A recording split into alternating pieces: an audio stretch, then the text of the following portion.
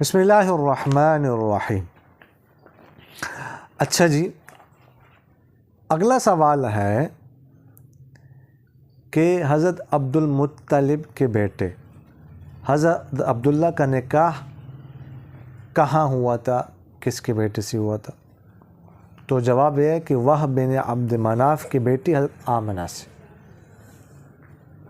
آپ صلی اللہ علیہ وسلم کی والدہ ماجدہ کو کہا جاتا ہے نا سیدہ آمنہ بنت وہب بن عبد مناف، اور ان کا تعلق یعنی آپ صلی اللہ علیہ وسلم کے والدہ کا تعلق مدینہ منورہ سے تھا۔ آپ صلی اللہ علیہ وسلم کا ننہال مدینہ منورہ میں تھا، اور آپ صلی اللہ علیہ وسلم کا اپنا تعلق مکہ مکرمہ سے تھا۔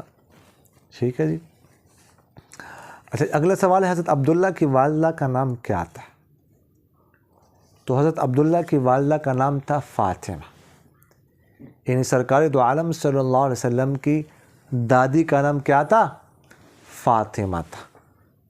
عبداللہ کی والدہ ہو گئی تو آپ صلی اللہ علیہ وسلم کی دادی بن گئی۔ اچھا جی، آگے حضور اکرم صلی اللہ علیہ وسلم کا تعلق کس خاندان سے تھا؟ تو آپ صلی اللہ علیہ وسلم کا تعلق تھا خاندان قریش سے، اور قریش میں سے کس سے؟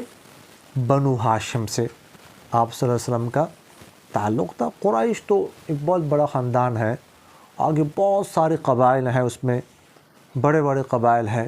ٹھیک ہے، جو مطلب ہے کہ بنو امیہ ہے، ٹھیک ہے، اور اسی طرح جو ہے نا وہ بنو ہاشم ہے، ٹھیک ہے جی، اور اسی طرح اور بہت سارے قبائل ہیں، بن مخزوم وغیرہ ذالک۔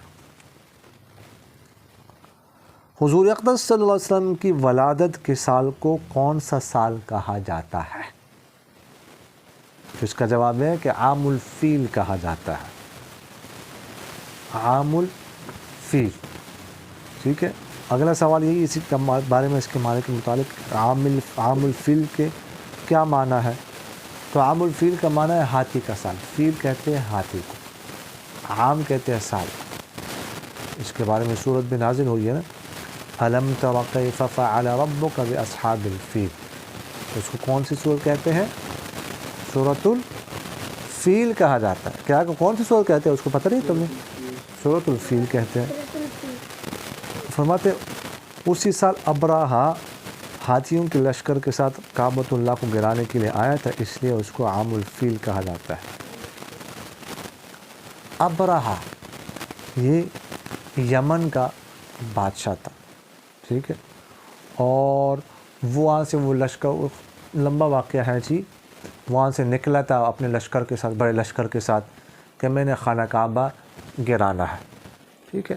پھر راستے میں، خیر ایک لمبا واقعہ ہے، تو راستے میں ہی جو ہے نا وہ فرشتے، اللہ تعالیٰ نے پرندوں کو بھیجا، کھنکریاں ان کے پنجوں میں اور منہ میں کھنکریاں تھی، انہوں نے اوپر سے کھنکریاں پھینکی، اور پورا لشکر جو ہے نا وہ تباہ ہو، اور ہاتھی بھی ساتھ لے کر آیا تھا خانہ کعبہ کو گرانے کے لیے۔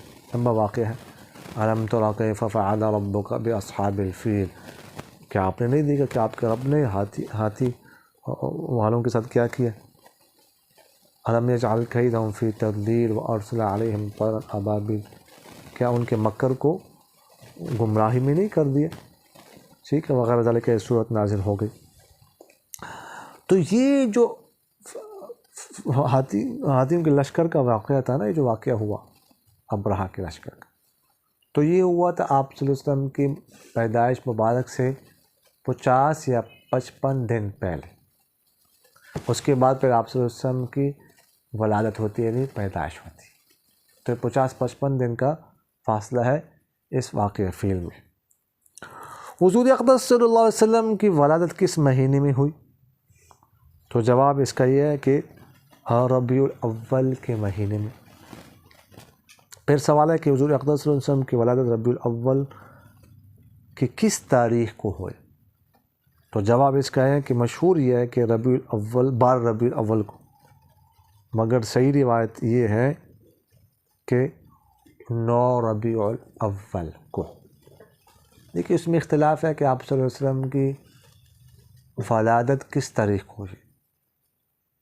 بعض نے 2 تاریخ کا ذکر کیا، ربیع الاول کے 2 تاریخ کو، بعض نے 8 تاریخ کا ذکر کیا، بعض نے 9 تاریخ کا ذکر کیا، بعض 12 ربیع الاول کو ترجیح دیتے ہیں، ٹھیک ہے جی۔ تو یہ مختلف اقوال ہے اس کے بارے میں، بلکہ بعض حضرات نے تو ربیع الاول کے علاوہ اور مہینے کا بھی ذکر کیا ہے، لیکن مشہور جو ہے نا وہ ربیع الاول کا مہینہ ہے۔ پھر 2 کو زیادہ ترجیح دے رہے، 8 کو یا 2 تاریخ کو، 2 قول، لیکن مشہور 12 ربیع الاول ہے۔ اگلا سوال ہے کہ حضور اقدس صلی اللہ علیہ وسلم کو سب سے پہلے کس نے دودھ پلایا؟ ٹھیک ہے، تو جواب اس کا یہ ہے کہ ابو لہب کی باندی ثویبہ نے، ثویبہ ابو لہب کی باندی تھی، ٹھیک ہے، اور باندی ہے وہ دودھ پلا رہی ہے۔ اللہ تعالیٰ نے یہ سعادت، یہ کتنی بڑی سعادت ہے، اتنی بڑی نیک بختی ہے، اتنا بڑا شرف ہے، اتنی بڑی عزت ہے، یہ اللہ تعالیٰ نے لکھی ہے ایک باندی کی مقدر میں، اور باندی بھی کس کی ہے؟